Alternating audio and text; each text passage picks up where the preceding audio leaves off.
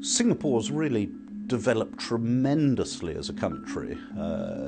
When we first moved to Singapore 20 years ago now, it was rather a tiny little spot on the map in terms of being an investment centre. Hong Kong was light years ahead, and what's happened over the last 20 years is really the balance has shifted dramatically towards Singapore. So Singapore has grown as a financial centre tremendously.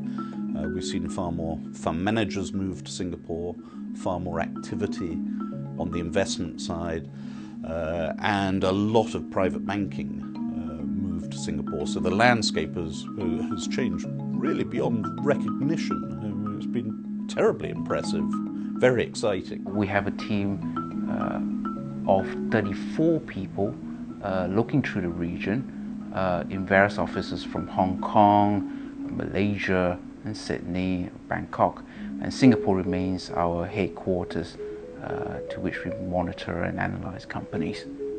The investment philosophy is pretty straightforward. We're just looking for quality businesses we can understand, managers that we can trust and effective, and the aim is to just buy and hold them and ride along the growth with them.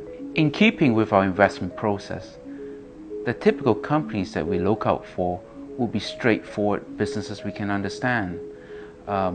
Businesses that don't go through heavy cyclical movements, and therefore we tend to be more wary of single commodity stocks or very high tech stocks that go through very rapid commoditization. I think where Singapore is extremely good is in the financial sector. We see some very strong banking institutions within Singapore enjoying considerable growth. Some specific areas where Singapore's a leader is in shipyards, transportation, airlines, some very impressive companies, a smattering of consumer companies. But really the key to Singapore is finance, trade, and transportation. We actually quite prefer steady growth companies, consumer stocks, consumer staples, supermarkets. And in this part of the world, real estate development is a stable core holding of ours across the region, including Singapore. Well, contrary to simplistic view that one is just investing in that country, Singapore has lots of companies with regional exposure. And from a see-through basis, the portfolio houses a lot of businesses with exposure in Southeast Asia, India, Greater China through their expanded operations over these countries.